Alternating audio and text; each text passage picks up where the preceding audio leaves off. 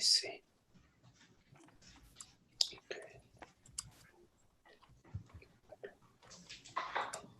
Okay, good. So just a couple of words. Everybody is muted, I believe, for the first part of this meeting, which would be sort of meditation.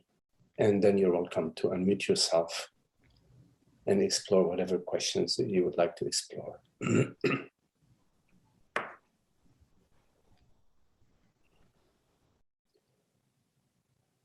So to begin with, if you could simply welcome yourself, welcome your experience, whichever way it is appearing to you right now. Sit comfortably and simply be.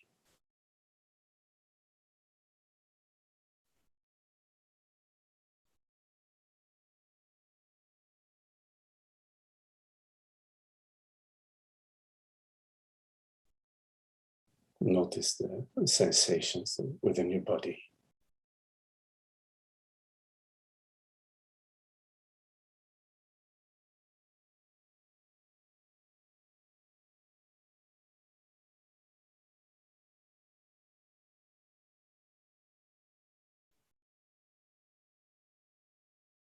Whatever thoughts or images may be appearing to you.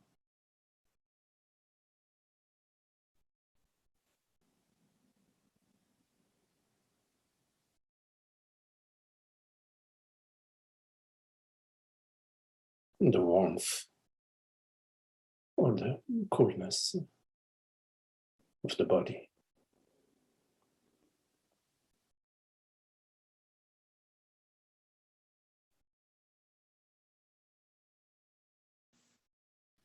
Everything appearing to you effortlessly.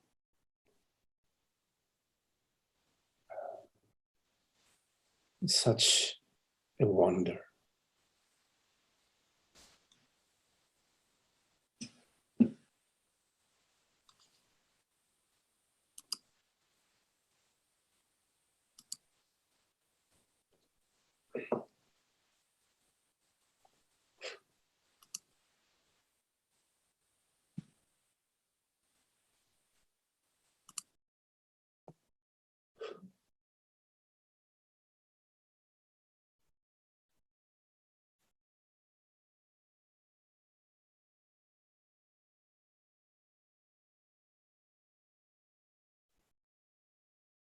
Just for now, there is nothing you need to do.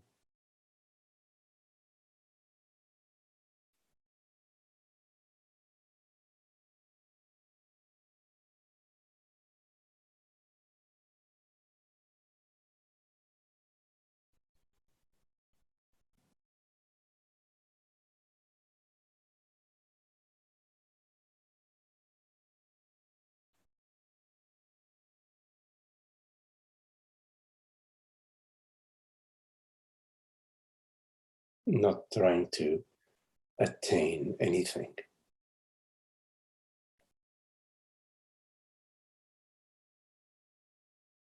Not trying to solve any problem or feel differently.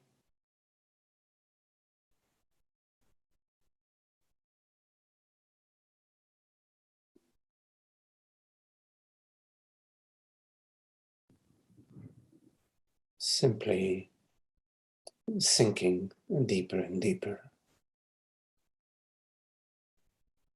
into what?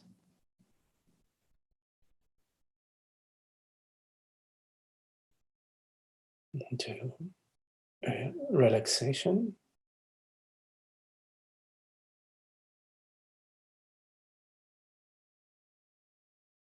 a sort of surrender, surrendering To whom? To what?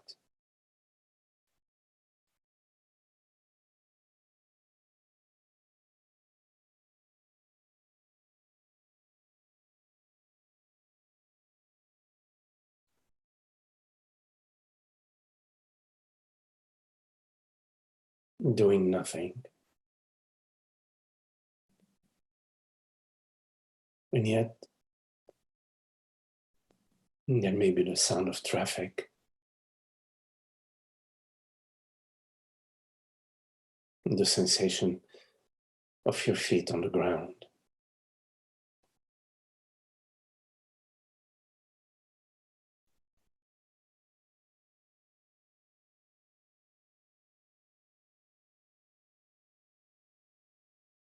Gentle movement of breath.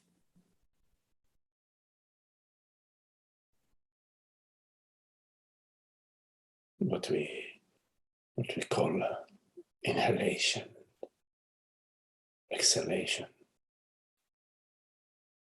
But it's way beyond that, isn't it?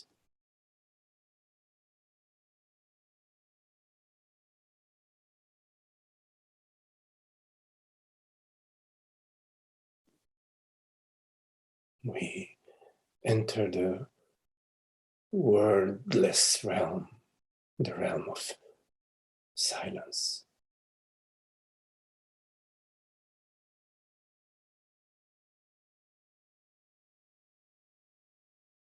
Which appears as disappearance somehow.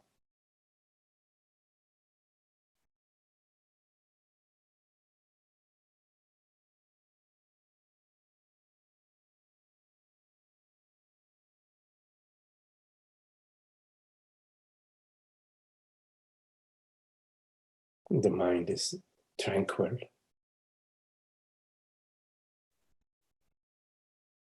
Not arguing with whatever is appearing.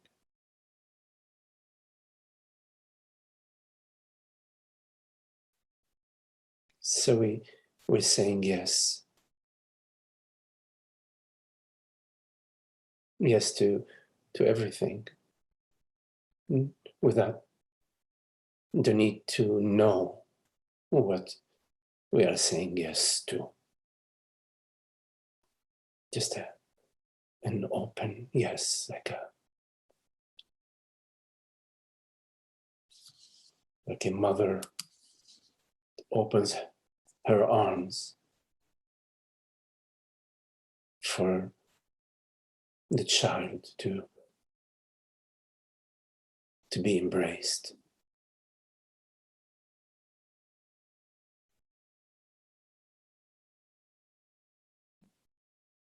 Our entire being is a being of yesness.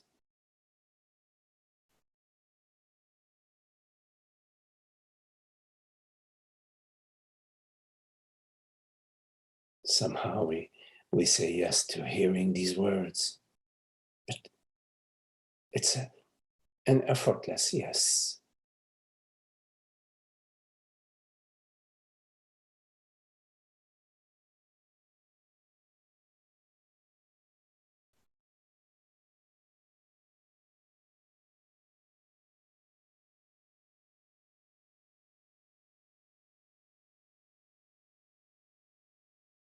We say yes to this perception.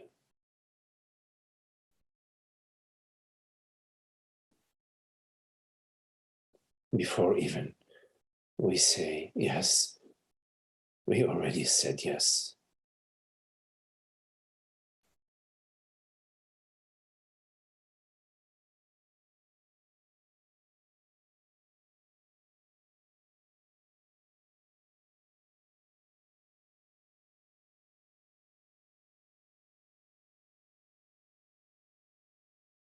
It's so lovely, the peace and the tranquility of being,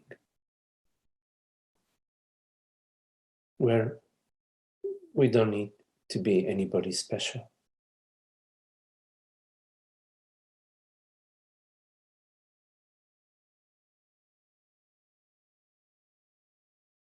where we don't need to maintain an image,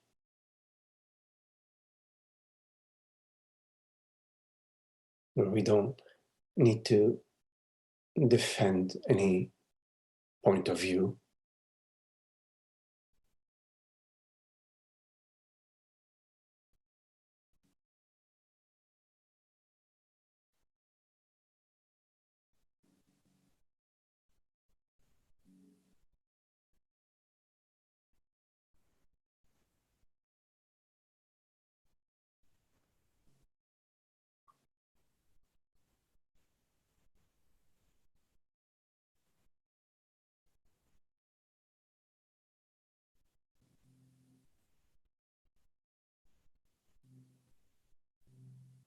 In being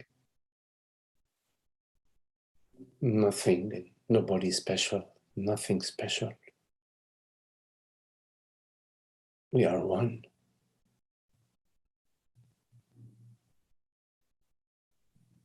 We are one with each other.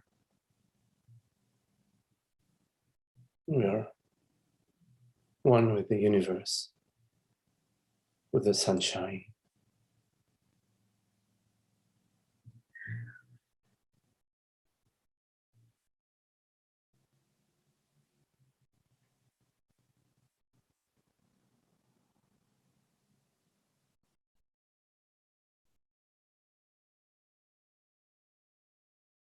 In the absence of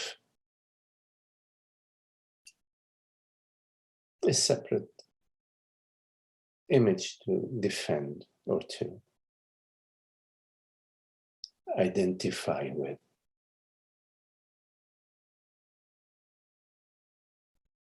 We are naturally and effortlessly one.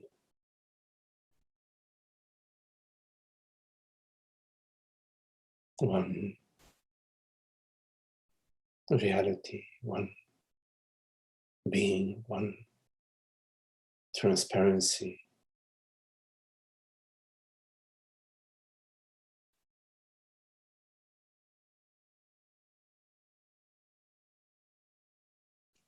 One consciousness.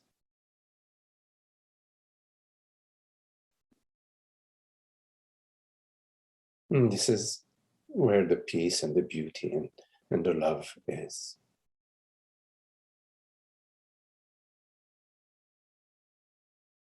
And this is where we know our true self, our true being, as all being.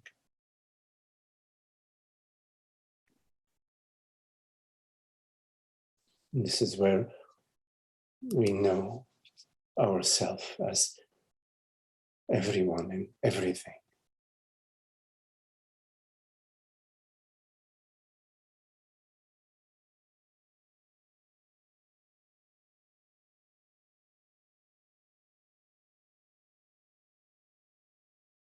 Like the various waves on the surface of the ocean, they are all one essence, one reality, water.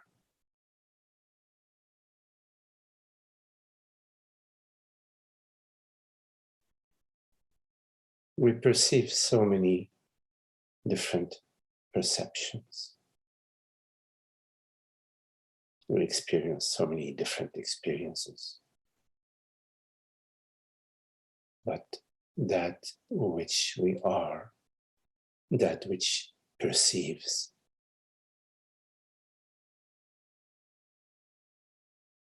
what is that?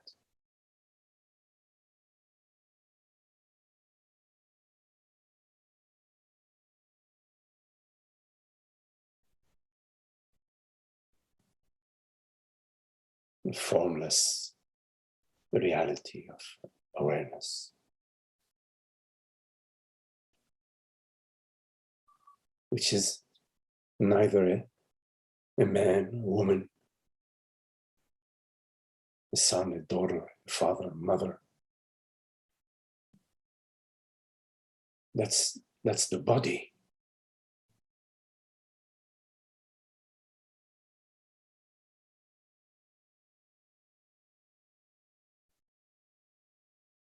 which is nothing special. The body, not so different from the universe.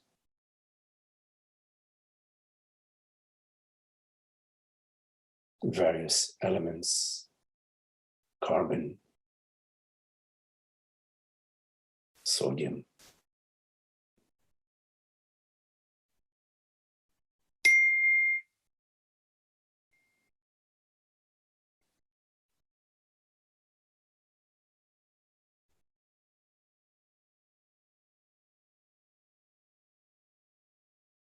What is it that is so special in our experience?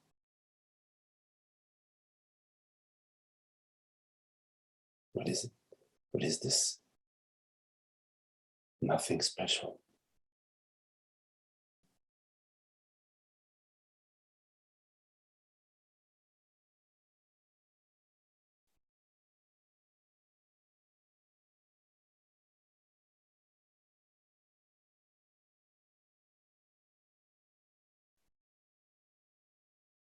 Where everything meets everything.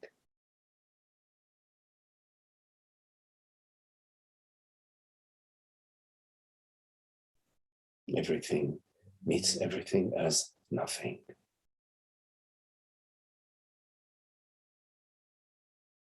This nothing, which is everything. We know it.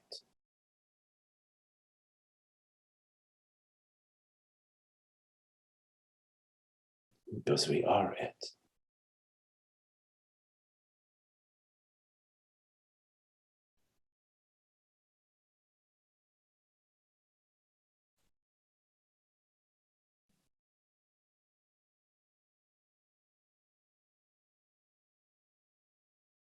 All sounds are an expression of silence.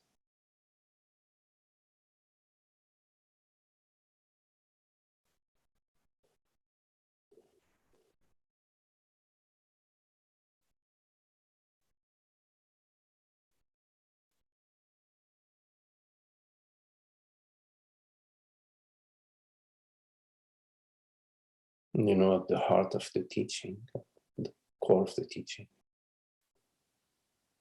is the understanding of nothing special.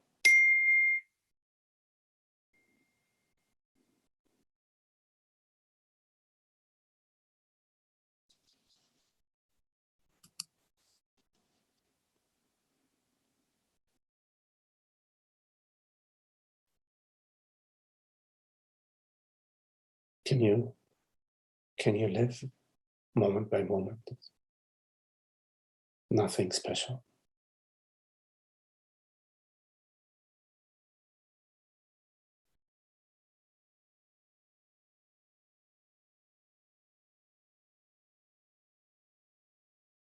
Which is very different from not caring, disregarding,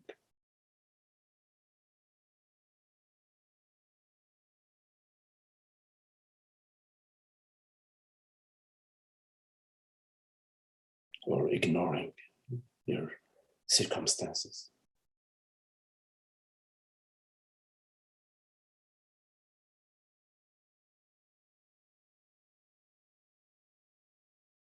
Because in the understanding of nothing special is the understanding that everything is special.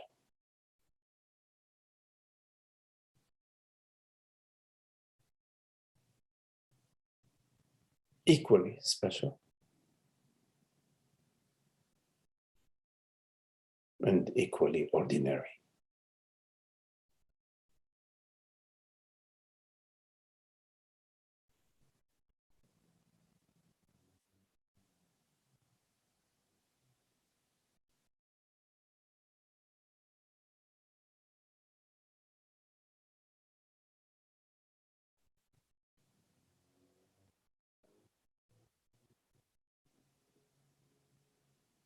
when you go for a walk and you enjoy being in nature,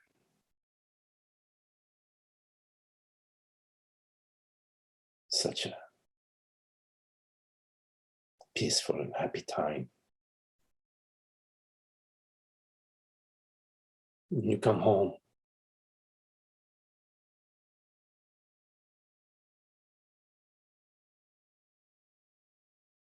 where did the walk in the park go?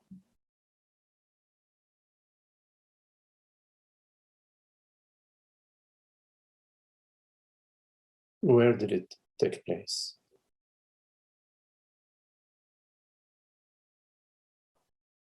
What is happening in this very moment?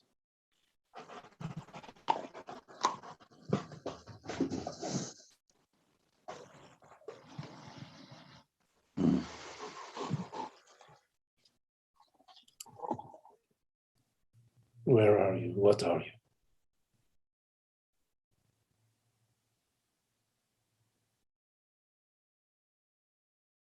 What is it right now that is absolutely not special and absolutely special?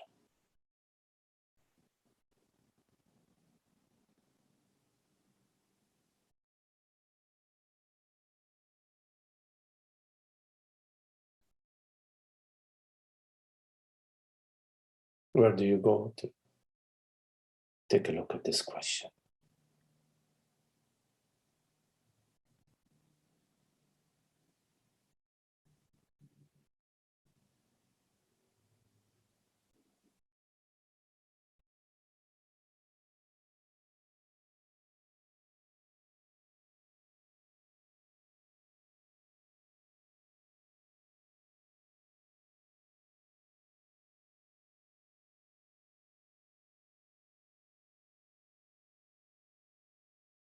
In the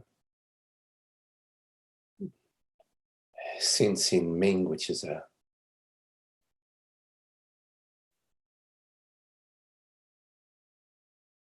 poem of sort that was written a few centuries ago. The Zen tradition, I forgot the name of the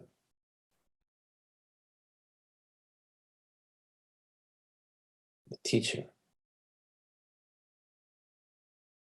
He said, I'm paraphrasing,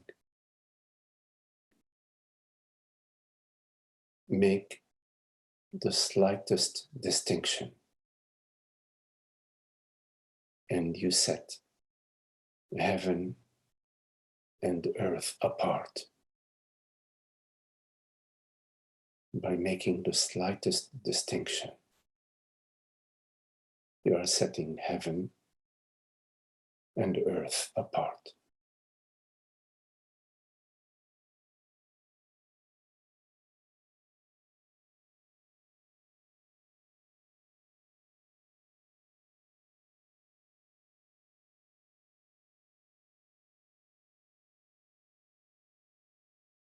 It's a pretty dramatic thing to set heaven and earth apart.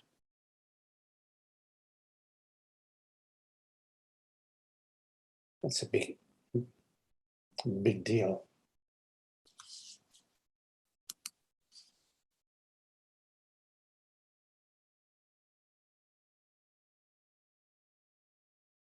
So how do you live without making the slightest distinction? How can we function?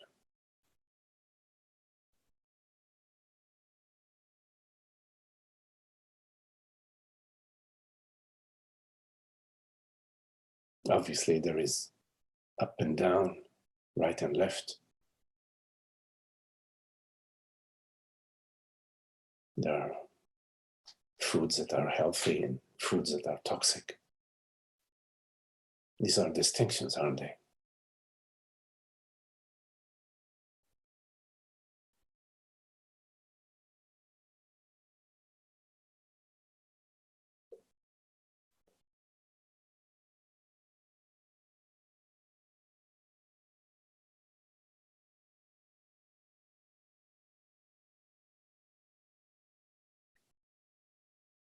Yet, the sage said, make the slightest distinction, and you set heaven and earth apart.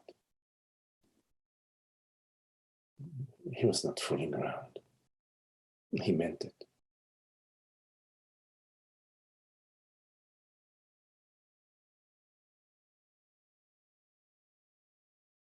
So obviously there are distinctions at the body-mind level.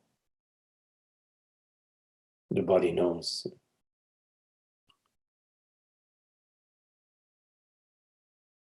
when you put your hand near the fire,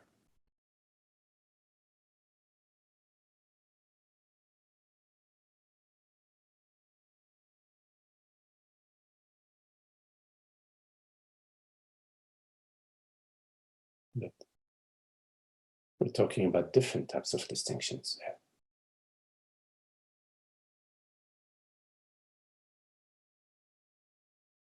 The me versus the you. Me versus you.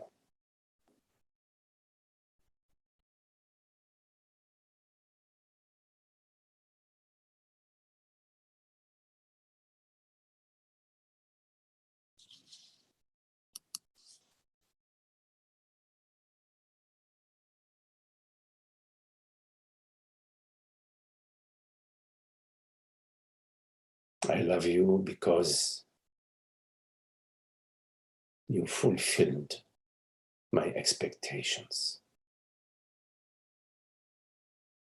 I love you because you fit the mold, you fit the model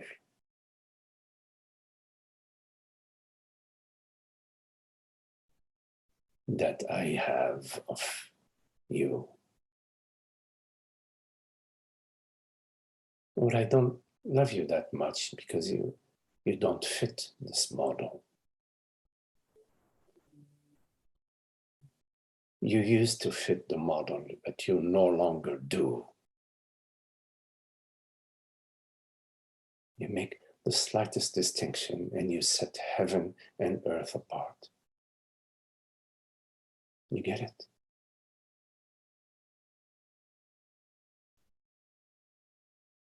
You set yourself apart. You divide yourself.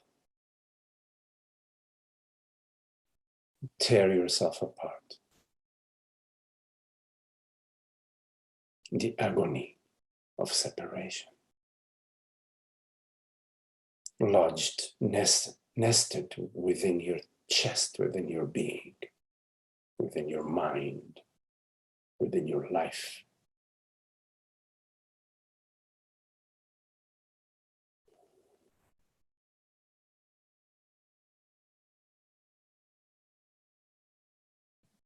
You separate yourself. You separate yourself as I, me. What are you separating yourself from?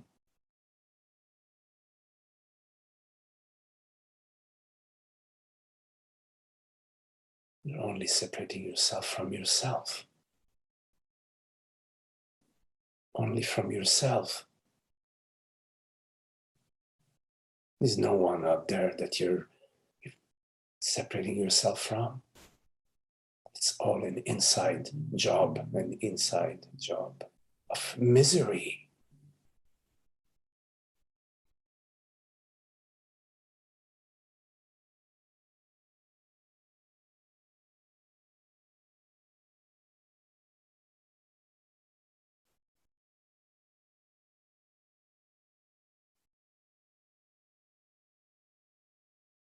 But somehow there is something in there that I'm looking for in this separation.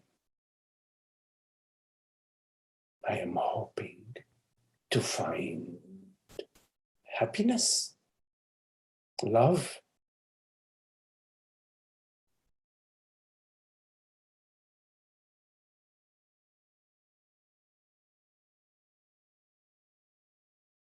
I separate myself in order to find wholeness.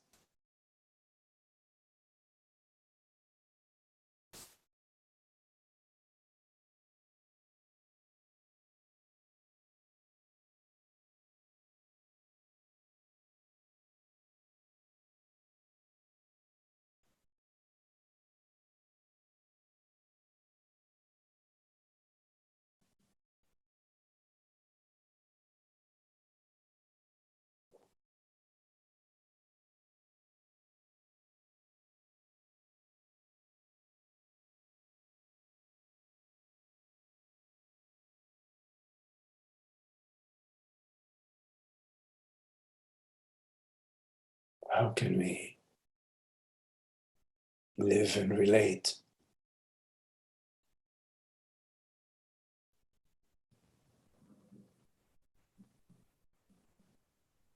from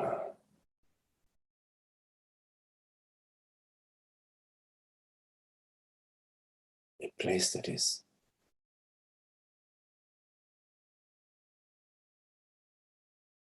embracing,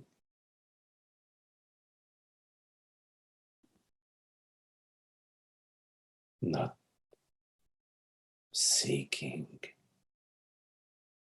dividing, judging,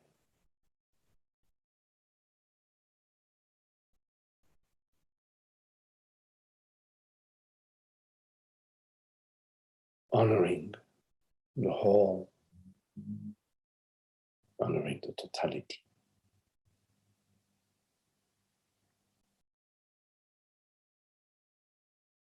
Because you have to live the understanding. It's got to be your life.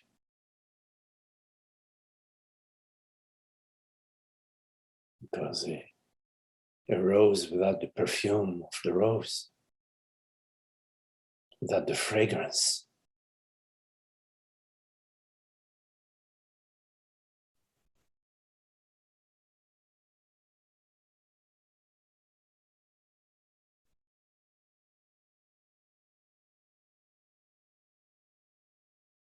you cannot find the answer within the mind.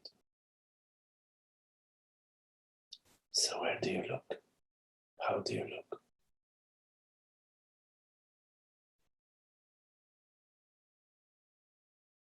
If you're not relying on the conditioned mind,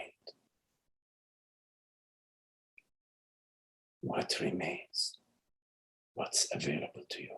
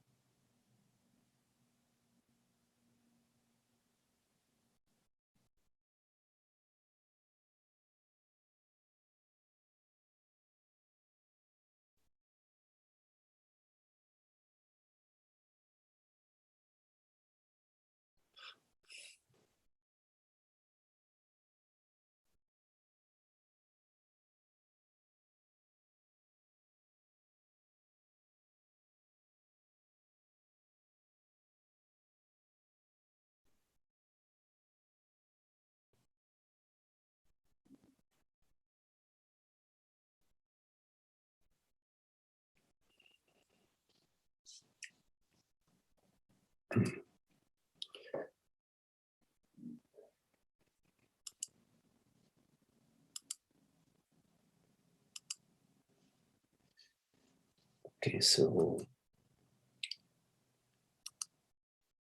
if you have any questions, anything that you would like to explore,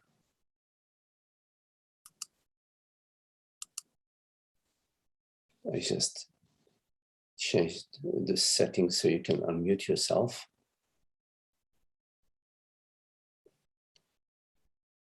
And turn on your video if you care to. So any questions?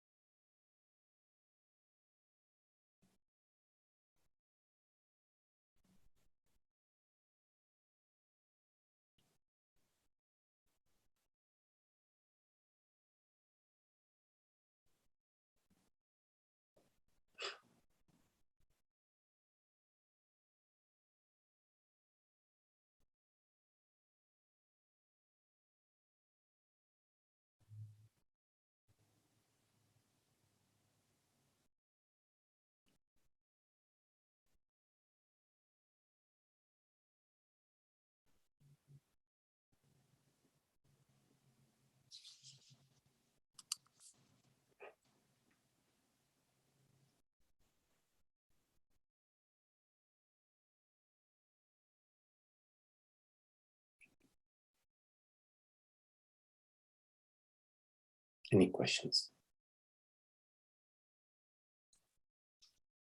Hi, Magdi. George. Hello, George. Hi there. Yes. I don't really have a question, or maybe I have a question about questions. When you were asking any questions, I was looking to see if I had any questions.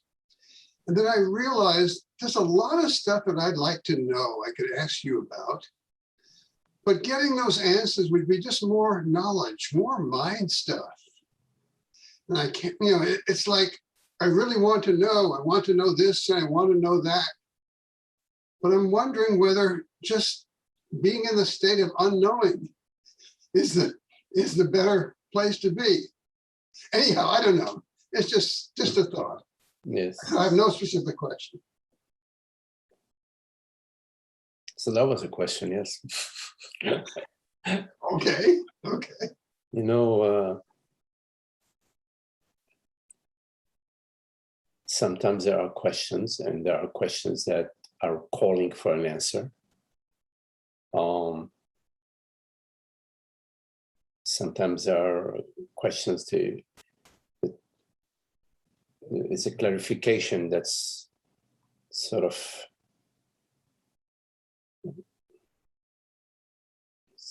being looked for, being solved. And there are questions that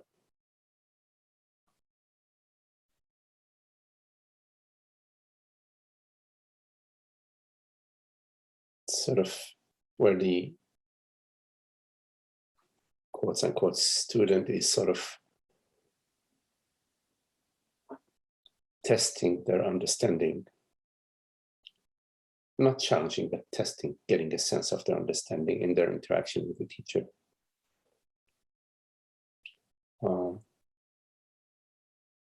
And I recall when I first met Francis, I had many questions, for, I don't know, 3 months or 4 months, I had many questions. And then there were no more questions.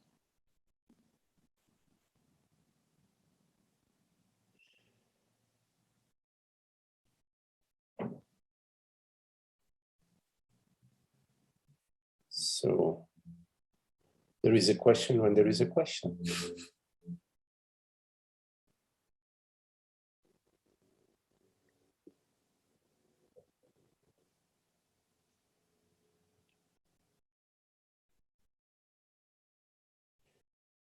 In all questions and answers, there is a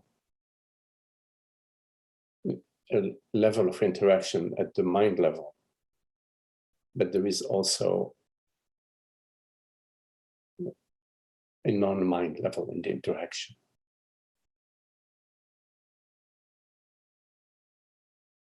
Especially in person, it's even more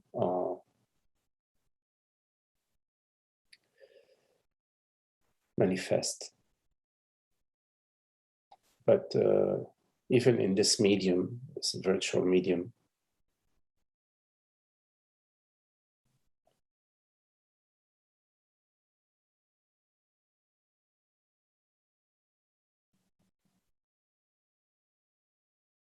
the question sort of poses itself. It asks itself. It is through the particular body-mind, the question is.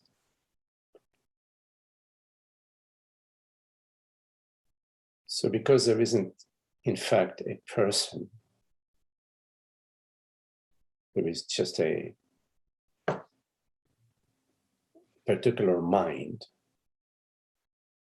the question arises from beyond, through the particular mind, and is expressed via this mind. So obviously, the question, which is a sort of a cosmic channel, is not addressed to the mind, it's addressed via the mind. So it's not addressed from a mind to a mind. It is addressed from beyond two minds, to a particular mind and to adjoining minds, let's say, this field of minds right now.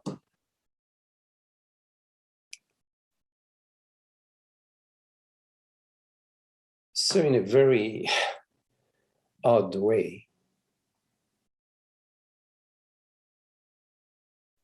it is a universal, it's the universe conversing with itself, a universal consciousness.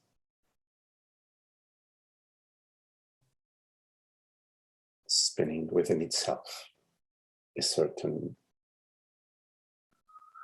conversation, or what we refer to as a certain mind or mind activity. So the question or this conversation is a mind activity, mind activity. So perceptions and sensations, sounds, vibrations. With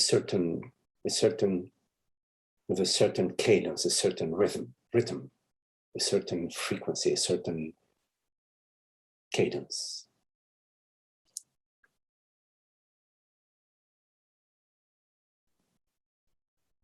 So it's not just a cacophony of random sounds,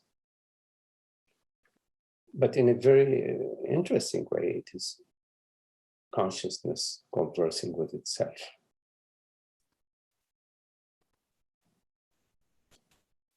And in this particular field of mind, this sweet cadence, the sweet harmony of this expression, which is expression of consciousness, is felt and is enjoyed. So one could say that in satsang, in this sort of interactions, there is the joy and the happiness and the sweetness and of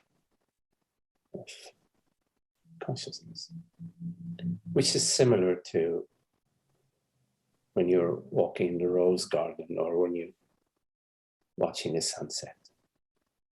It's the same quality of sweetness and happiness, beauty.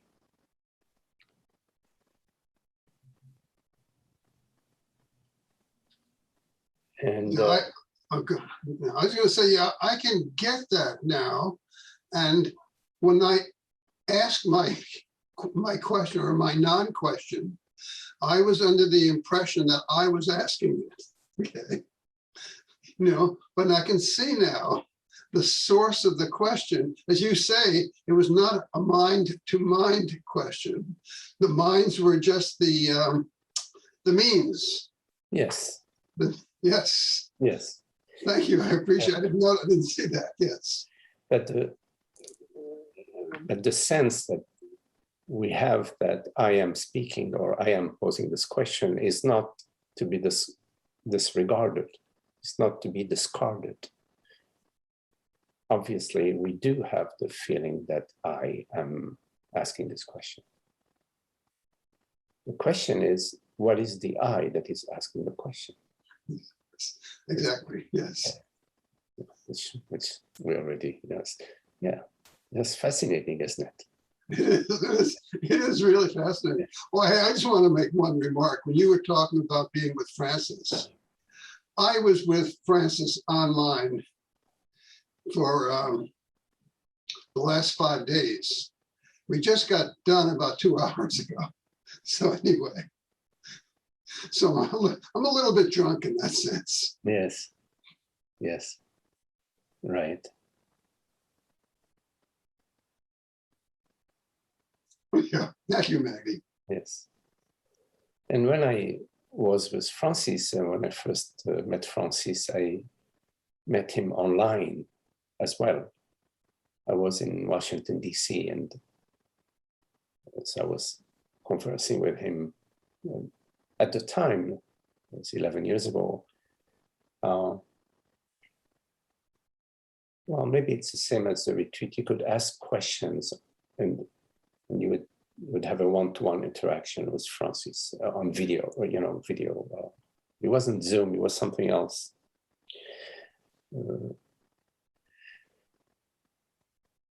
And yes, there were others in the.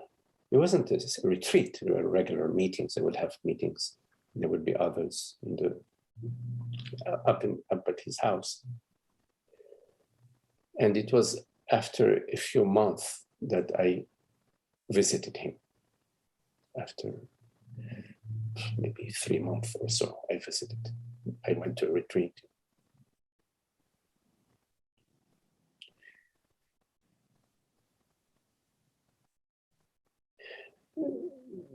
In saying that satsang is sort of similar to walking, or watching a sunset. It's the same quality of beauty, of love and peace and enjoyment.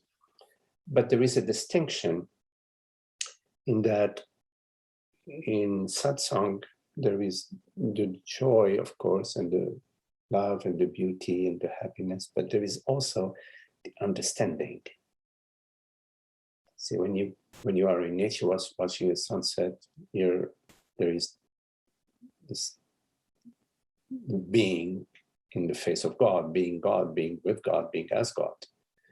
But in satsang, there is the understanding. So there is a transformation, there is a level of a shift below the surface.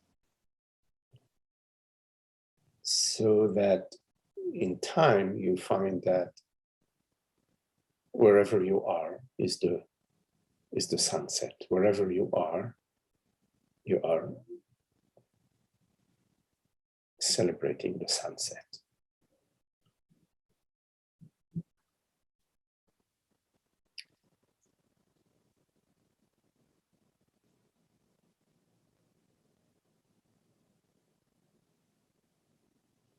Where do you live, George? I'm in Dallas. Dallas, okay, Dallas. Dallas, Texas. Yes. But I'm not a native Texan. Don't accuse me of being. I said I'm not a native Texan. So don't accuse me of being a Texan. Okay.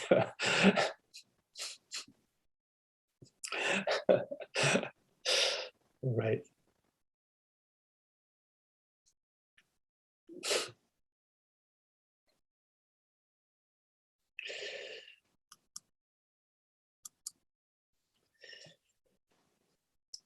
Any questions?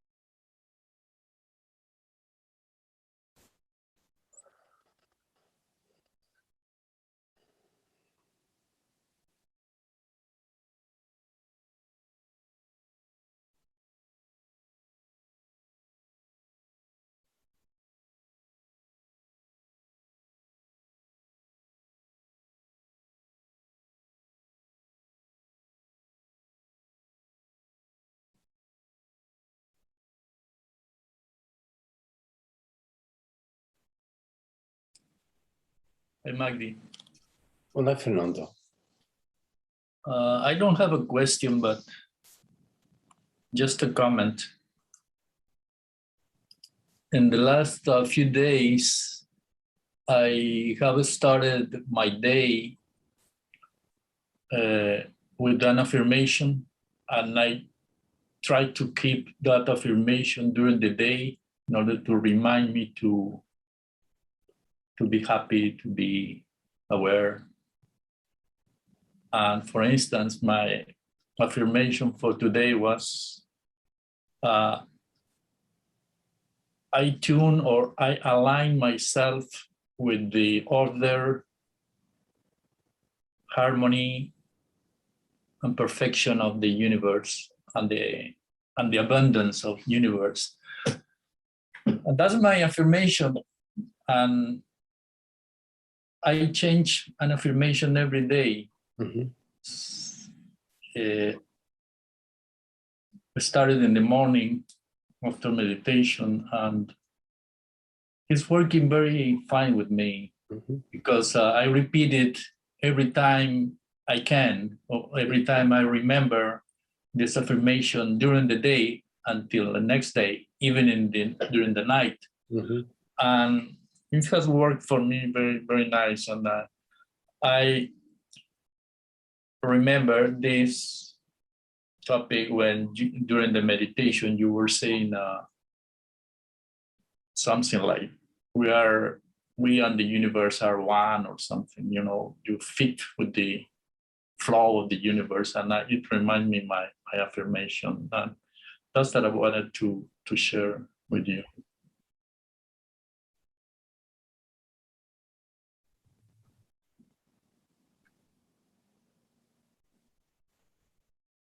It's a beautiful affirmation, especially when you live, when you align your actions, your behavior. When you align your behavior and your thinking and your. Yeah, and some moments I disconnected, or I'm rushing or something. I remember that, and it brings me back to my center. Right. And it's a very Right. useful also. Right. Years ago, I noticed that sometimes I would be walking like let's say in a straight line, and then I have to make a right because the hallway goes to the right. I noticed that I would twist my ankle. I'm still walking straight. I would twist my ankle to the right before even arriving to the corner. Somehow within the body, there was this being ahead of where I'm at, being. And I noticed that because I would get this ache in my knee. Oh, what happened to my knee?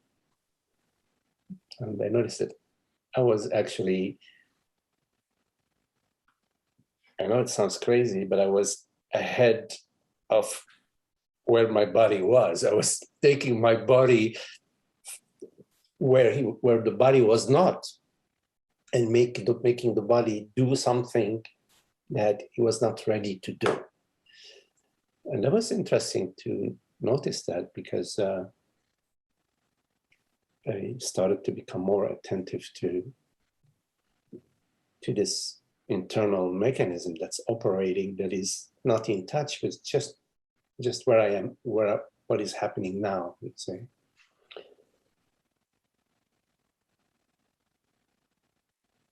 Yeah. So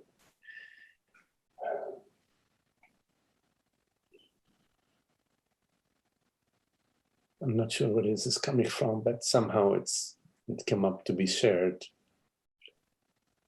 That somehow at the sensory level, at the somatic level, sometimes there is an imbalance, not just like in our mind, but sometimes even it comes into the body. So, and to sort of be,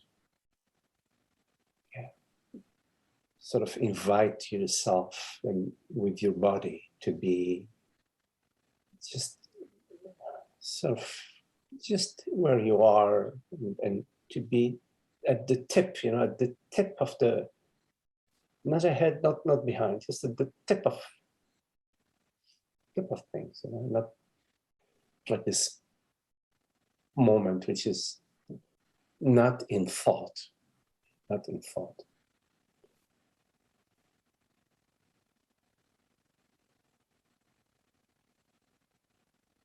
Because the cosmos, the universe, is not in thought. Thought is an aspect, one aspect of the universe, one aspect. But the universe is not in thought. And the universe is not in time. It's not in time. Time, the impression of time, is an aspect of the universe. It's just a thought and memory. It's an aspect of the universe. The universe doesn't exist in time, say. In fact, the universe is sort of this moment by moment Big Bang. It's as if it's a Big Bang right now. It's always a Big Bang.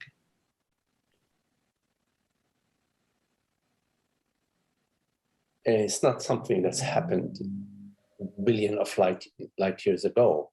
It's happening now.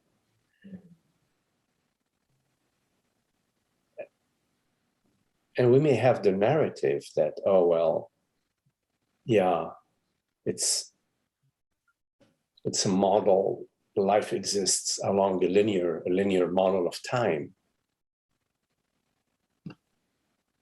But that completely overlooks the reality of our experience, which is boom, which is you can't grasp it. You can't grasp it. You can't grasp it. So if you can't grasp it in any way, how can you have a narrative about it? The narrative is only narrative. It's just like story. Here's a story. We get together, we have a story, we enjoy the story. Boom. It's just a story. Because life, being, consciousness, the universe, thought, mind, whatever you want to talk about, cannot be grasped. It's not inside of thought. So thought says, well, it's this and that and that and that and that and that. No. Thought is unfolding in the universe in this moment. This thought is unfolding in the universe. So the universe takes on the form of this conversation right now. And then he asks himself, well, where is it? Where is this conversation? How can you grasp it? What can you pin down? What can you pin down? There's nothing you can pin down. You cannot pin it down. You see. And yet we know love. Somehow we know peace. We know beauty. We cannot pin it down. We cannot pin down beauty or love. We can't. I mean, you ask an artist to talk about beauty and they can't talk about it. A true artist can't talk about it. They can just manifest it. The words are a poet. A poet can talk beauty via their poetry, via their but they cannot talk about poetry. What are you talking about poetry? It's not poetry. You see, art is beyond words. It's beyond mind. And yet we know it. When we know when we're in front of a beautiful sculpture, beautiful painting, beautiful piece of music, we know something that is being expressed with a knowing. There is a knowing of the essence of the love, of the beauty, because that's what we experience. Love and beauty. We're like transported. We say we're transported. We sit in for an hour And we don't know if we spent 5 minutes or 2 seconds or 3 hours. We don't know. We lose track of time. And we're in the space of appreciation. What is it that we're appreciating? What is it? We're appreciating the reality of that which is beyond words, beyond mind. And we know it as our own experience. And that's what's amazing. We know it as our own experience. It's not like, oh, well, yeah, I went to a museum, or, I saw this and that. That's narrative. That's a story after the fact. But when you are in front of that painting, you're not there. You are not there. The moment that you are there, it's just a narrative. It's a narrative that's coming in. Yeah. You see. So I'm not sure what but I'm just enjoying talking with you.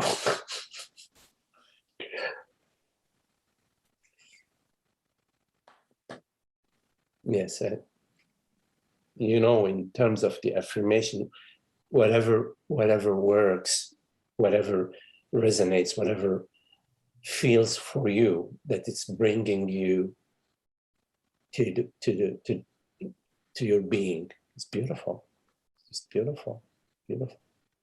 And it can change or not, whatever. I mean, sometimes you may find something else. As long as you're following that which is bringing you the love, that wordless experience of being, of peace. It's wonderful. Of being in the present moment. Yes. Yes. In fact, being in the present moment is fascinating, because being in the present moment, there is no time. Because present moment is not in time. So being in the present moment meaning Just being. That's just being, yes. Any being, yes. Yes, just being. Yeah, there's a kind of contradiction when one says the present moment, because it implies time, but as you say, there is no time, and when you're in the present moment, there is no future, no past, just present moment. It's being, actually. Yeah. And when in fact, do we ever leave being? Is it at all possible? In fact, in reality, is it at all possible to leave yourself? You know what I mean? It's impossible. It's impossible to leave being. Mm-hmm. So, in a way, although we don't actually leave being, by imagining ourselves to be a separate self, we have the impression of being separate from being. We have the impression and the feeling, and we have the feeling of being separate from being. But we're not separate from being. We are being. We are being, you see. So the thing is, what we often say, well, okay, take a look at your belief. Take a look at your belief. That's what I say. Take a look at your belief. What are you believing yourself to be? I'm believing myself to be this, that. False. I believe myself to be a good father, a good daughter, whatever. False. That's a body. That's the body. I'm not asking you about the body. Yeah, the body is this, that, blah, blah, blah, blah. But what you believe yourself to be, see? Because that's how we sort of have the impression of leaving being by believing ourselves to be ... whatever. That's why we say the illusion of separation, or the impression of separation, because it's not possible. Separation is what Jean Klein used to use, say that in the entire universe, there is nothing separate.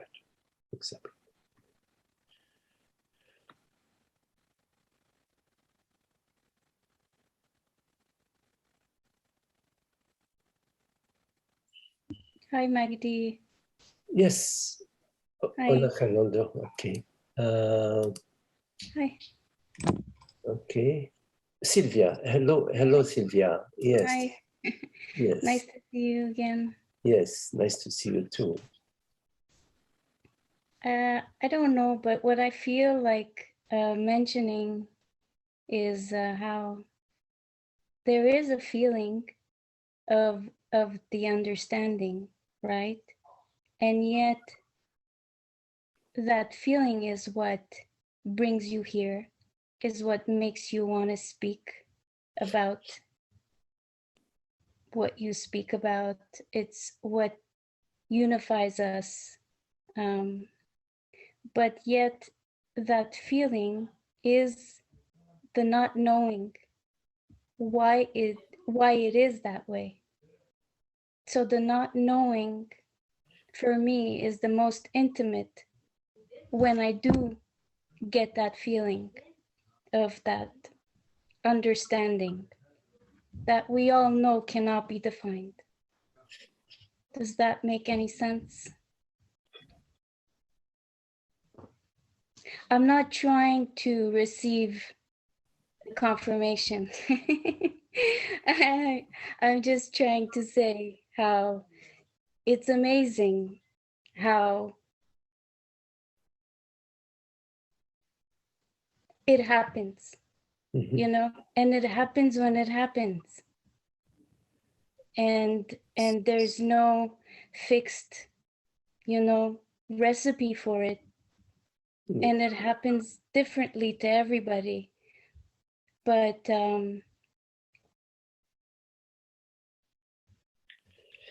yes, Sylvia, it's like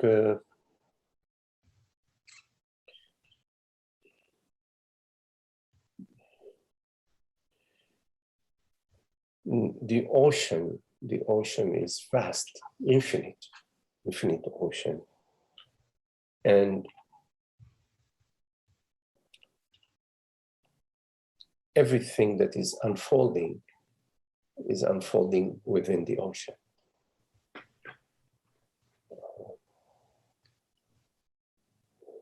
So at the local level, at the mind level,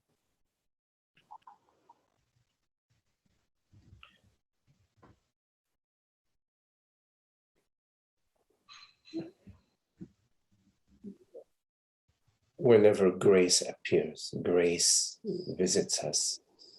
yeah,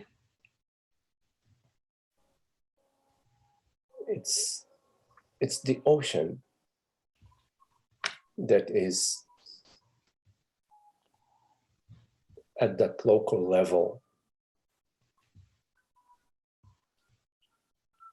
expressing yes, the totality of the ocean. yes, So in a way, at this local level, we experience receiving the message, yes, receiving the understanding. And in time, we experience that this understanding is just coming from beyond to us and through us, to us and through us. It's like a wave comes and you're taken by the wave and you become the wave and you flow as the wave onto beyond. yes, Beyond. yeah. I like the metaphor of a river that's flowing, and as the river is flowing, wherever it flows, it is nourishing the land. It is nourishing. It continues to nourish the land. Mhm. And so then, of course, we experience grace and gratitude, and we understand our interconnection with everybody, everybody, and everything. And that understanding is like the opening of the dam. You know how they build a dam to stop the water, but then you open and then the water can flow, you know. It's the understanding about our wholeness, our indivisibility, allows grace to flow beyond this particular mind. And this particular mind becomes grace itself. It is transformed back to its true nature, which is grace itself.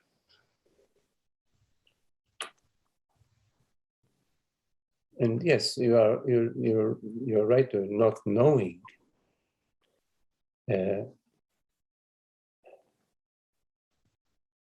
is not separating.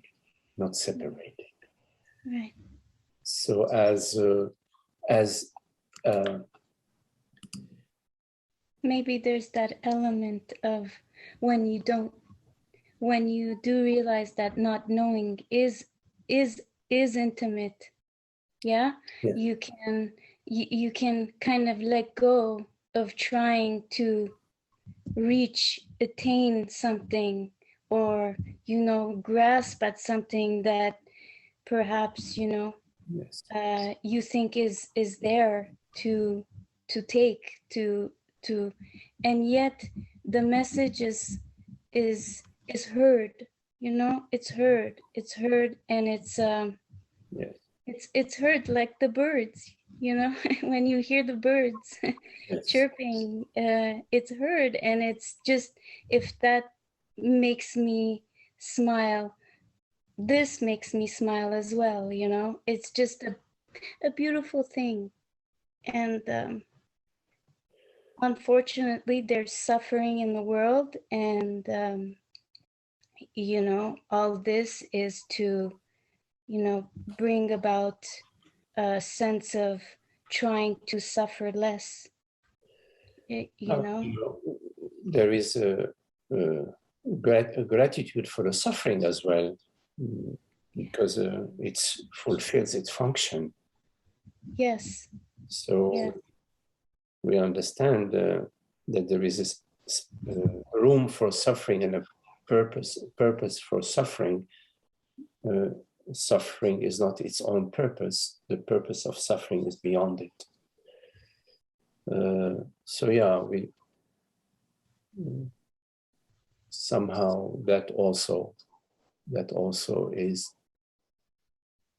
can be met with the same not knowing. So in fact, we don't know suffering. We don't know suffering, which leaves us completely in not knowing. We are the complete availability to the universe, to the cosmos, to express itself whichever way it is expressing itself, whichever way it chooses to express itself through us. Yeah.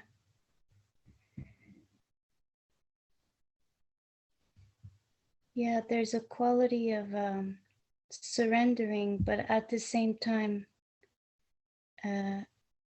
being aware.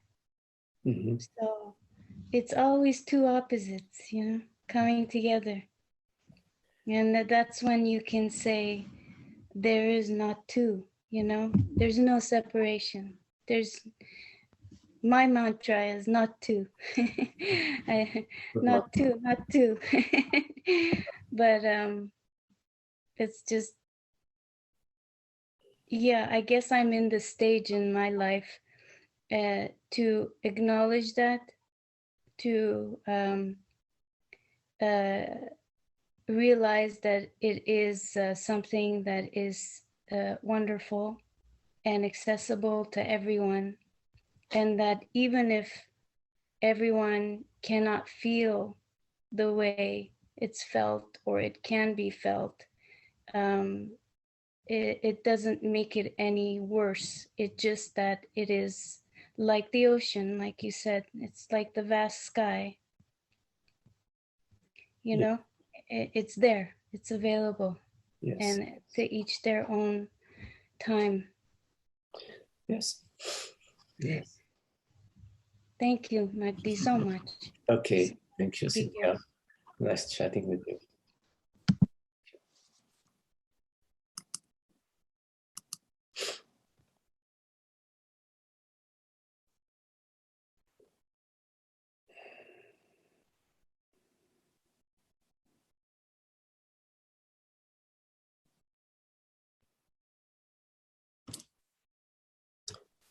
Hello, Holger. Hello, Magdi. I just wanted to quickly verify, confirm that the universe is not broken. It's not Broken. The broken. universe is not broken.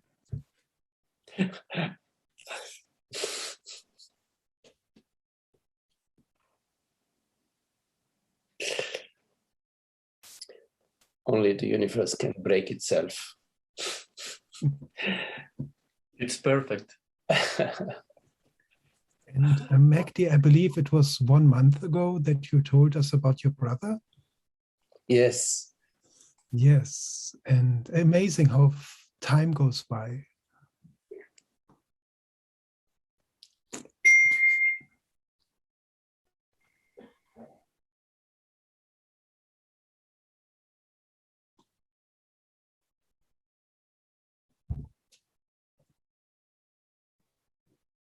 Hey, Maggie, quick question.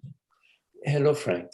Hey, do you think, what's your opinion of, or your understanding of how, are there two, so obviously I haven't really sat down and write this question out, as you can tell. Do you, I haven't sat down and wrote the answer. oh, okay. I'll see you later then.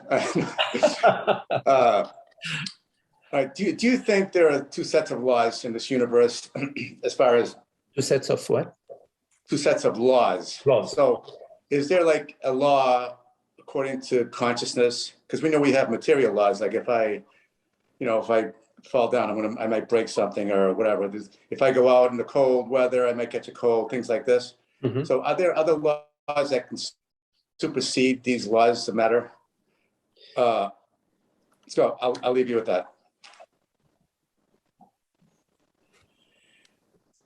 Yeah. So there is the manifest realm, the realm of appearance and the realm of mind. The realm of mind is not separate from the realm of appearance, but within the realm of mind,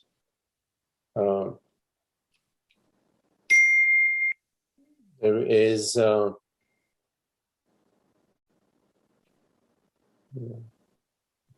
limitation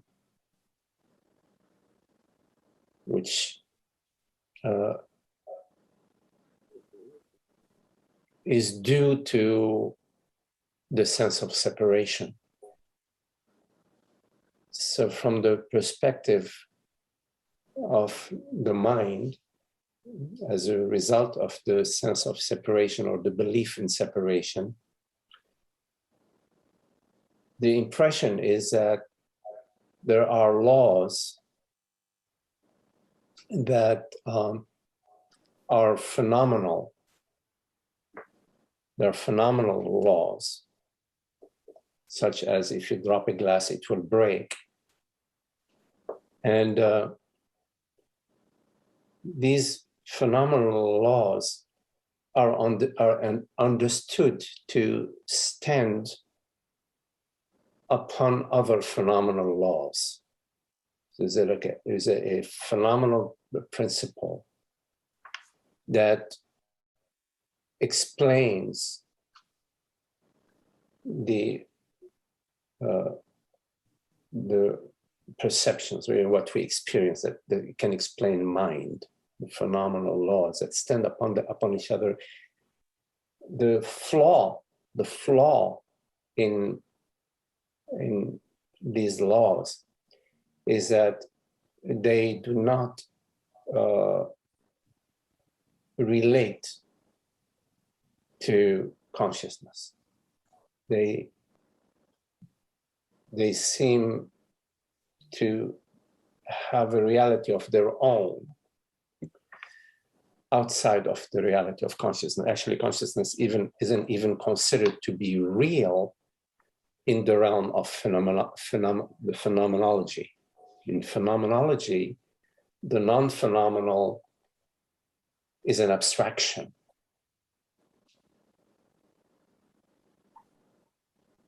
So in our experience, we experience, for example, causality, causation. We experience a limitation.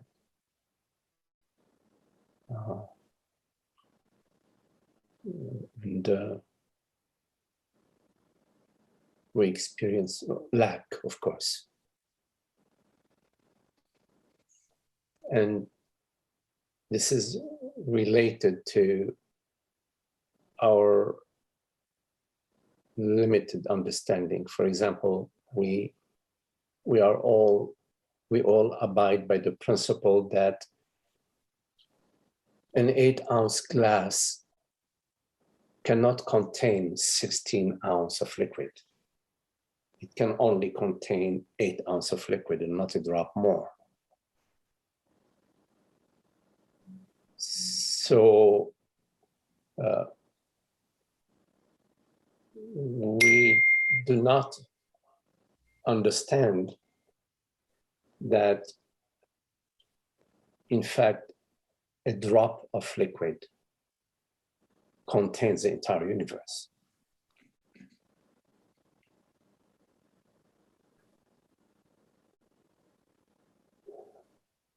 So the laws, all the laws, they have to, whatever laws there are in all realms, they have to have some commonality. They have to have some principle that connects them. They don't have to all be the same, but there is a principle that connects them. For example, we have the principle of justice or fairness. It's a broad principle. I wouldn't say it's a law, but it's a principle. But from that principle, there are all sorts of sub-principles that reflect justice and fairness for all. For example, you earn your living, you don't take the living of somebody else earned, you treat somebody like you pay the people for their fruits of their labor, you pay them. There are many sub-laws beyond the principle. So similarly, in the laws of the mind, of the world, the laws of gravity, all the laws, there is a principle that makes these laws function.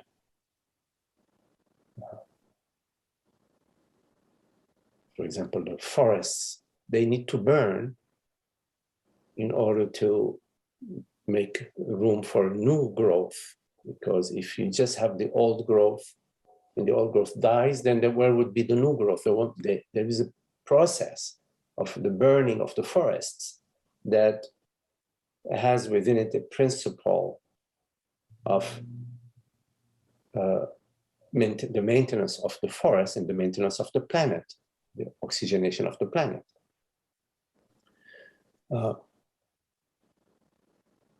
So all the laws of the universe that we observe, they are interconnected. They're interconnected in the entire universe. The gravitational fields between galaxies and the gravitational field within our galaxy, or the fields, gravitational fields between the moon and the earth, they're interconnected, all interconnected. So we look at the laws of that have been generated by the mind, or have been created by the mind, or been understood. But we can go beyond. So we can grow in our understanding about the laws to come upon the universal law. The universal law is about the totality. It treats everything equally. The laws, you can say the law of equality. The laws of equality is the law of nothing special. Nothing special, and yet everything special. The laws which we recognize as being universal. See? For example, a glass, if it falls from 1 foot off the ground on granite, it's going to break. Yes, but that's not true if the glass is of certain thickness. Let's say you take a glass, a cup, a glass, but of a certain thickness, instead of being 1/16 of an inch, 1 inch, you drop it from 1 foot on the granite, it will not break. Maybe the granite will break. So this law is not absolute. It applies, according to a certain formula. A certain height, a certain thickness. But if you change the height, for example, if you drop a glass from 1 inch, it will not break. Maybe most likely it will not break, or half an inch. So there is a formula. It's relative. You can change the height. You can change the weight. You can change the thickness. etc. So these laws, which are the phenomenal laws, are the laws of relative laws, let's say, the relative law. The question then comes as, well, what are the absolute law? What is a law that is like applies across the board onto everything? Across the board, a law that you cannot, question. So when you look at that, in that direction, you won't find the answer to that question in the phenomenal realm. Because in the phenomenal realm, you can always change the variables. The variables are changing, in fact. You look at the glaciers, for example, the glaciers. If you were here 10,000 years ago, you would say, oh my God, these glaciers, they're going to be here for another 20 million years. But 1,000 years later, half the glaciers are melting. Because things have changed. So Magdi, I think the reason I was asking this is because I've been thinking about some of these examples of, like for instance, you hear, like I heard this one particular story where a grandmother lifted a car off her grandson and saved his life. And she was a frail old lady. Yeah. So she's breaking material laws. Yes, absolutely. So in cases like that, and in cases of healing, let's say healing of diseases and things like this, these are laws. There's some kind of law that supersedes what we call material laws, which in reality we know is all. No, I wouldn't say mind, that. Right? No, I wouldn't say this. No? I would say that it's still in the realm of phenomenology. How so? The realm of phenomena includes mind. It includes thought, includes will, includes the emotion, includes, so the phenomenal realm doesn't only refer to the observable, doesn't only refer to the world. It also refers to the psyche. It refers to the internal realm of thoughts, feelings, emotions. I'll give you an example.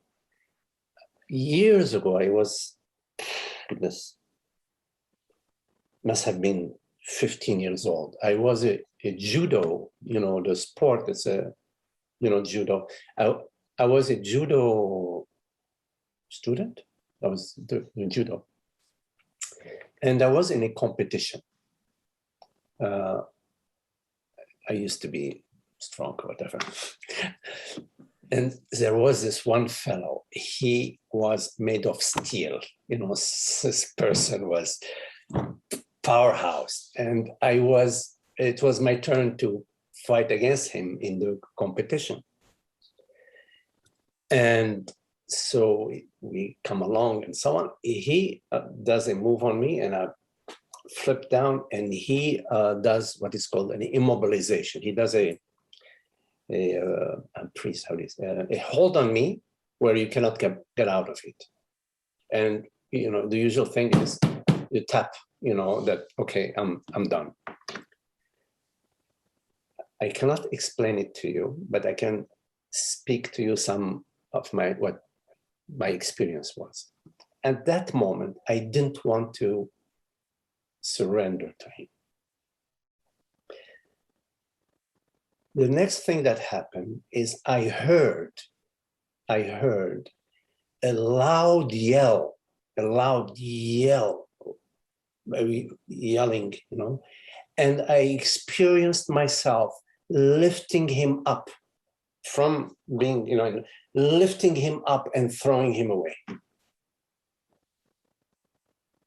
And people were in shock. How did I lift him up?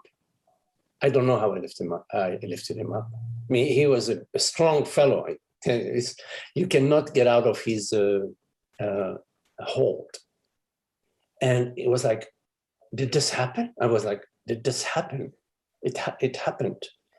But I cannot tell you what happened. But it's still in the realm of the phenomenal realm. It's still in the phenomenal realm. The laws of phenomenology are broad. We know very little about them. There are species that live in a temperature of 1,000 degrees. They found under the ocean where there are like underwater volcanic eruption of water. They found species that exists in 1,000 degrees water. I don't know if you heard about that, but that's, you know. So the realm of phenomenology is, so the example you gave about a mother or a friend who just does unsurmountable things, or people who can, via certain capacities, cure, you know, there is it's still in the phenomenal realm. That's the point that I want to make.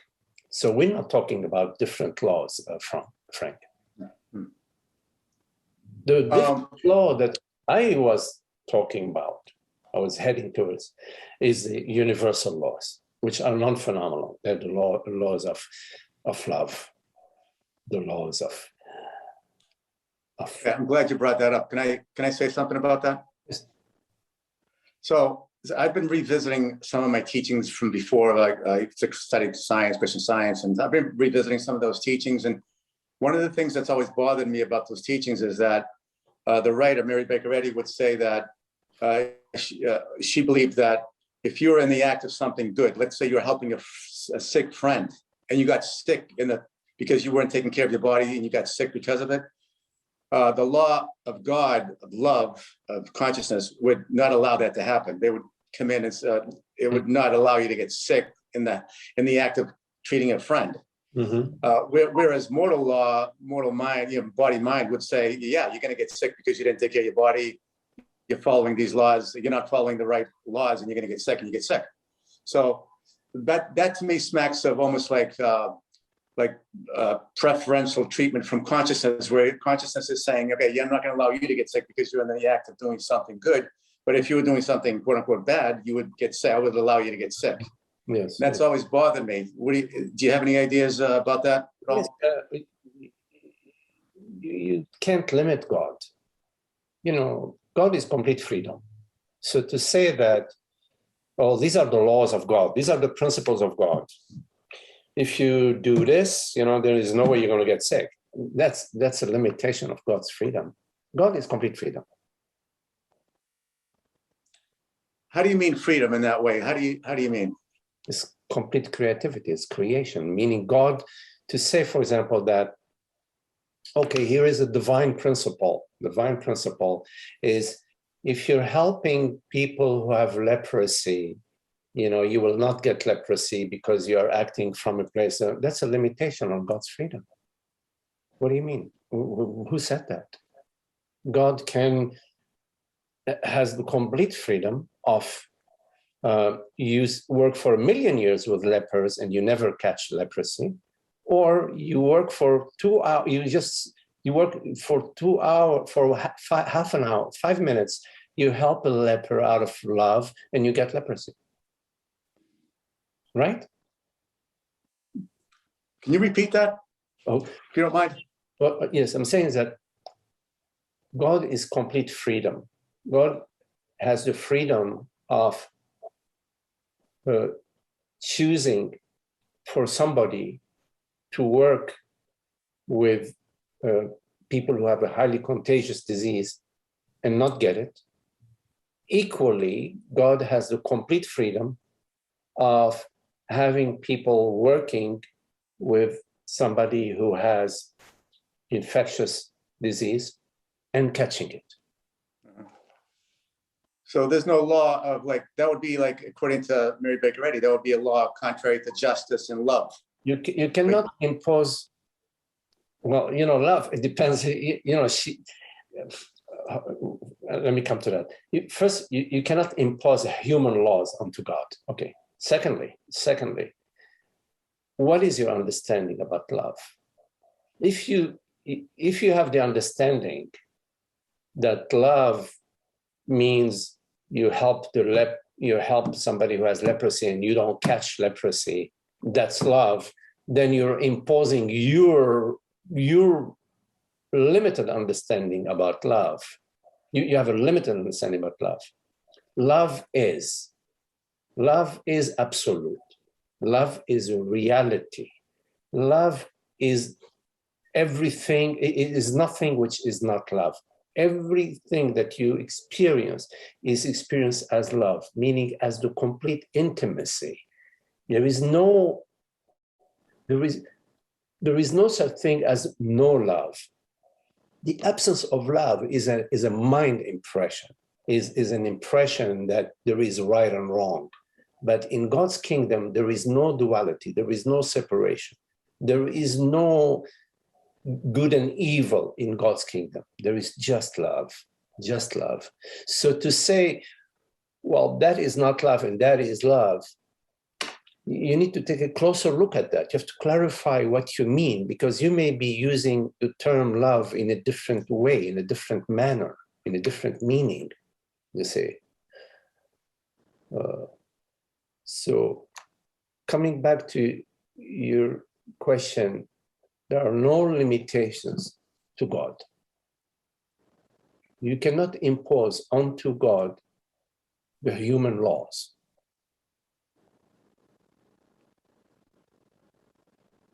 So you, as a human, have human principles and human laws. And you tell God, look, I have spent the last 80 years working for you, helping you, taking care of your children, taking care of your flock. What's in it for me? God doesn't even hear you, because God does not know a separate self, does not know a personal doer with personal deeds. Only the personal mind is spinning a personal doer and personal deeds. And this spin is just a mental spin. There is no reality to a personal doer and personal deeds. So Maggie, all those stories, and I'm not even religious anymore at all, but all these stories in the Bible that talk about, Jesus healing people and saying, okay, now you're healed, don't sin anymore. Like he told the woman who was healed or something. He said, okay, go away, don't sin anymore. That always seemed to me like that was very conditional, like conditional love. That's why I have a hard time with a lot of these religions. And so, but that's what she based her teachings on, healing based on morality. Like if you were moral, God would always have your back, in other words. And if you're not, then you have to like undo all the sinning that you're doing, and then you can be ready for healing. Mm-hmm. It seems to me very, very conditional and very twisted. And it makes God seem like very partial to certain people, and or not partial to people, but partial to rules and laws of morality, whatever that is. So, yeah. About the healing is awakening from the belief and the impression of separation. Healing is not about a particular body-mind, or healing a body-mind, or healing a person, or any such thing. That's you're starting from the mistaken model that there are persons. There are persons inhabiting bodies, in their souls or whatever, there are individual spirits, and that they need healing, and that I, which is a very loving soul and very loving spirit, in inhabiting this body, I am going to, through the grace of God, heal those other people who are sick and they need healing. That's a wrong model, because in this model is based on the assumption that there are individual inhabitants of individual bodies there are individual bodies, but there are no individual inhabitants. So if you're interested in healing the bodies, then you're a doctor. You're a doctor. But if you're a healer, then you're healing ignorance. You cannot be a healer and be a doctor. You're a doctor and you study all sorts of medicines, a billion, whatever you want to study. You can go to the American Indians and study the healing technologies or whatever. But that's a doctor, that's a medicine man. You're a medicine man. But if you're a healer, you cannot start with the assumption of separation. You have to immediately go to the bullseye. To the bullseye, there is no one to heal and no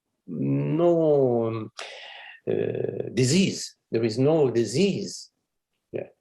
Because you are not looking at the reality of a body. You're looking at the reality you're looking at reality itself. You are speaking directly to that which you truly are, and that which you truly are, which he truly is, which she truly is, which it truly is consciousness. Is not a matter, not a chemical compound of some sort. No, if there is a chemical compound issue, then we have to approach it with chemistry. With chemistry, we need to add a little bicarbonate. We need to give it more potassium. I don't know, you say. But that has a separate, it's a separate function. It has nothing to do with spirit, you see. The spirit is universal, So as spirit, we don't inhabit a body. That's ridiculous.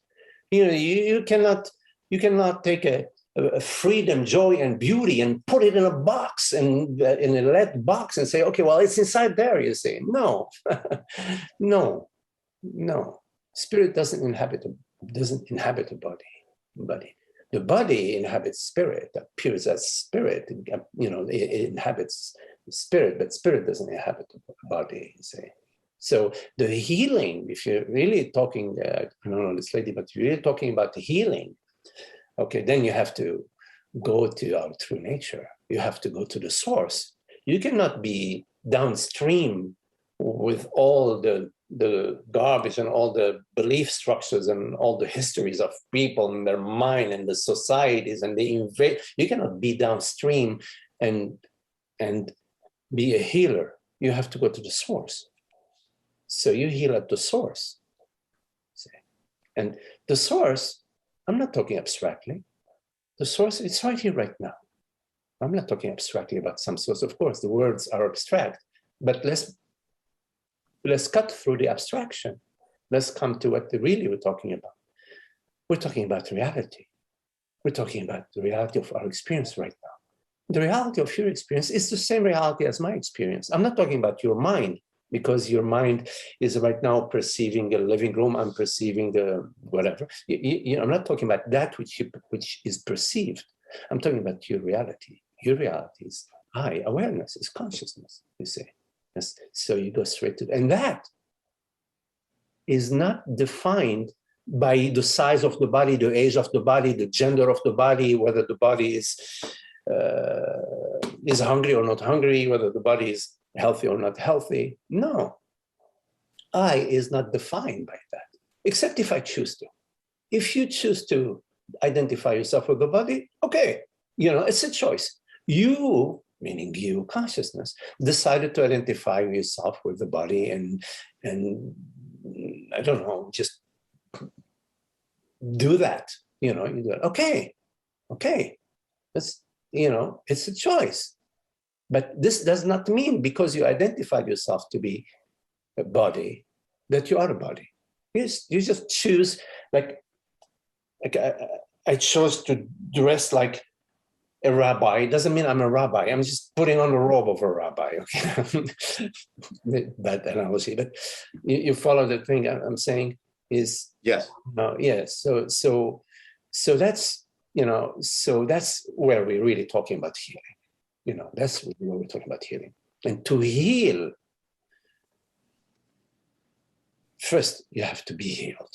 You have to heal yourself. And in the process of healing yourself, you become a healer. You're not trying to be, oh, here I am a healer. No, naturally, you become a healer, but you're not like labeling yourself a healer. No, the healer that's labeling themselves a healer, sometimes you have to say I'm a healer just because, for the form, but deep down, you're not a healer because you're not separate. So do you think these figures like Jesus and, people don't even know if he actually existed. I'm a history major, and I kind of learned like he may not even have existed. So, but these do you think it's possible to actually have these healings take place? Yes. I think, yeah, because I think my mom was actually healed from Christian Science. She was healed of cancer about 20 years ago. Of course. So we're talking about now the healing of the body mind. Of course, it is possible to heal a body mind, not with medical, with spiritual means. I'm using the word spiritual very loosely. Yes. Again, I go back to you cannot impose onto God the human laws, you say. So yes. Let me give you an example of something that happened to me. I don't know if I should say this example. It's not a very colorful one. Well, okay, I will say it. Okay. So I was in a retreat, I was in retreat, and it was silent retreat, like a week-long retreat. I used to do these Zen retreats. And so I can't explain it, okay? I cannot explain it, but that's what happened. Maybe it was like day 4. I think it was the middle of the retreat. It was a 7-day retreat. So maybe it was day 4. There must have been something going on within, but I cannot tell you what, because I didn't record, I didn't register. But suddenly, Primera, yeah, nice to see you. So suddenly, my body had this, how do you call them? These white, little white pussy things, what do you call them? Little,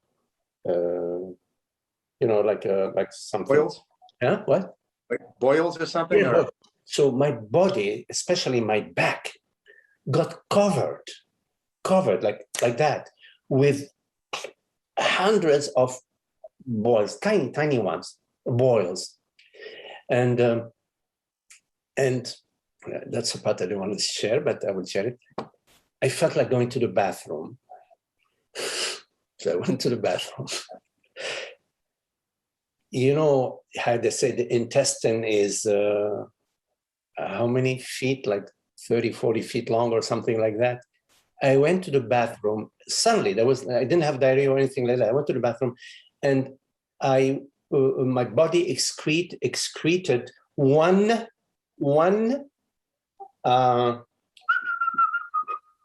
excreted that. I was shocked. It's as if the body, I didn't take any medicine. I wasn't taking any, I was just the regular, somehow the body detoxed. Now go explain that to them. If I go to a doctor, I think that, well, you must have taken, they will name me some drugs. Say, no, I didn't take any drugs. Well, then you must have eaten blah, blah, blah, blah. And I ate what I would be eating, So how do you explain that? Yes. Anyways, the point that I wanted to make is that there are no limitation to that, to that. And yes, there are some, through some people, some body minds, there can be, I don't know so much about, I don't have a first-hand experience, but also over time, people create mixed stories, they become they become, but the main thing is that there are no limitation to God's infinite possibilities and infinite creativities. And it's not a big deal. I mean, look at sunset. Isn't it freaking amazing? I mean, you're talking about miracles. Well, just take a look at the fact of hearing, raise hearing. Is right now I'm making some sounds and you're shaking your head like, yeah. You know what I mean? Isn't that like a miracle? Yeah, it's pretty amazing. Yeah, It's a miracle. definitely. Miracles, Sunsets are pretty amazing. Yeah. they're everywhere. Miracles. I don't know what isn't a miracle. Yeah, I've got more questions about this, but it's already 7 o'clock, so I don't want to. Everybody's dropping off like flies. So, Right. Okay, well. I'll ask you at some other time. All right. Thank you. Okay. Appreciate it, man. Thank you. Thank you all, Holger, Fernando, Sylvia, Thank you. Luisa, Shiva, Malcolm, and Grace. Okay, thank you all. Nice chatting. Very Thanks, Maggie. Okay. Thank you. Good. Thanks, Magdi. Thank you, Magdi.